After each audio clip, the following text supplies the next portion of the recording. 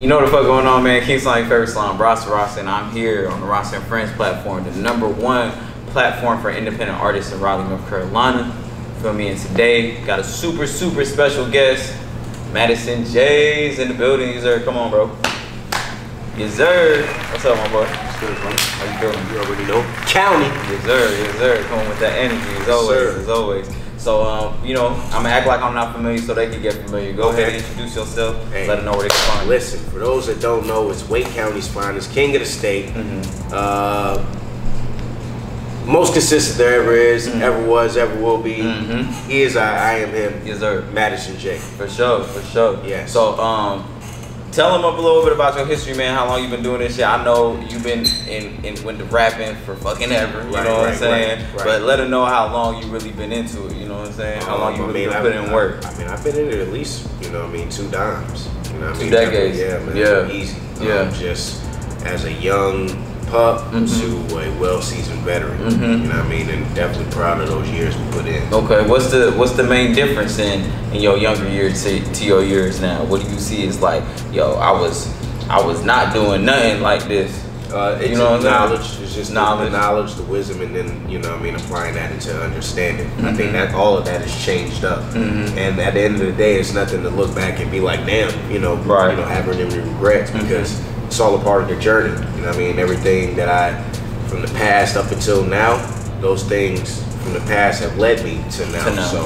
I'm just thankful to be, after going through those things. That's a fact. So I feel like one of the things that I've seen from looking at your career from outside looking in is one of the things that I'm noticing is you kind of stop trying to go and get people and you're more so letting people come to you. Yeah. Right? And where did that come from? Where did that switch come from? Because I noticed it when it changed to like you was kind of always in somebody's face to more so like, oh, I'm gonna just post my shit out and then people won't come to me. What kind of changed your approach a little bit? Just to change it up. I mean, just in general, or just change. I'm just all about evolution and growth, and it's like, okay, at the same time, you can't be aggressive, be in people's faces, because at the end of the day, they gotta see you. Right. You know what I mean? They won't know if you don't let them know.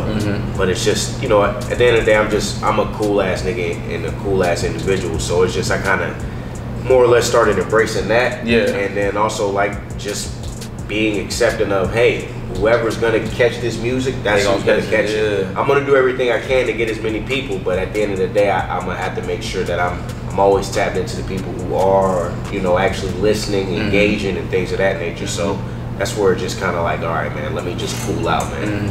So now being, like you said, a seasoned vet, 20 years in the game, what do you look for as like success? I know you done put out a lot of projects, you feel me?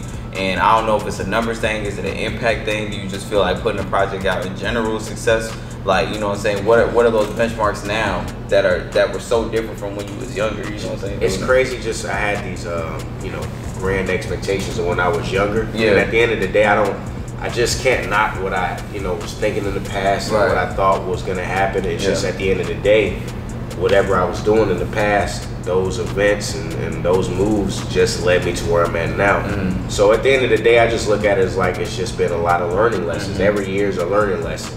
And how we gauge a success is like however you feel that success is. Don't go off the gauge of somebody else. And shout out to Real Dynamite. He gave a great breakdown of success and not getting caught up in other people's perception of success. Right. I feel like, well, you gotta have X, Y, X, Y, Z. yeah, you gotta do this and this and this. What it's all about in here. Yeah, it's all about how you feel. Yeah, are you fulfilled? Are you fulfilled? Because that's one of the grandest levels of success, I feel.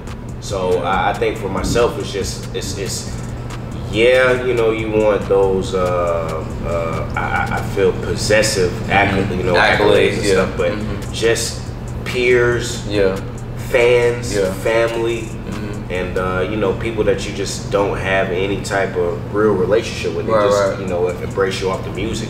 Things like that are success. Okay. You know what I mean? For myself, my kids being able to be in different arenas and platforms of seeing me in action. You know what I mean? Whether it's a studio, performances, things of that nature, and seeing what I've done for them to be able to see it, that's success to me. You know what I mean? So success is really what you're gonna define and what you make it as. For sure. So I was talking to some of my guests earlier on the Green Room show that we did earlier.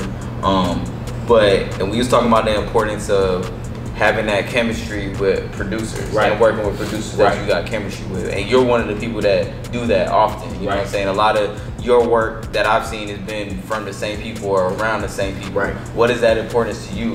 If you could speak to that chemistry between you and your producers or your team of producers that you have. It's about when you have the chemistry, when you find the chemistry, it's all about building off of that. Right. So most of the producers that I've worked with, you know what I mean, throughout my career have been people that, okay, it's been years in the making. Right. You know, it's not a lot of one-offs. It's usually like, nah, we're going to get a lot of tracks and we're going to get a lot of catalog. Right. But I just think it's just all about building relationships. Right. You know what I mean? At the end of the day, because, you know, as an artist, you want to make sure you have like an expansive reach. You know what I mean? You don't want to be pigeonholed. And, you know, it's crazy. Some artists just have a distinct sound. They work with a distinct set of producers, which is a great thing, but also can be a detriment in a sense. Right. So me, I'm all about having a diverse sound. So I'm gonna try to fuck with and rock with as many, you know, producers as I can. But like I said, it's just all about building those relationships. And, you know what I mean, in the network. Yeah, for sure. So is there a new Manager Jay project on the way coming up? Yeah, in man. the cut? It's a lot of heat. You got a lot of. Wait, before you say what the next album is, if you are gonna say it, are we getting another Raps Like Wrestling ever? Definitely getting another. Are we ever getting another Trapped in the 90s ever? Definitely getting another Trapped in the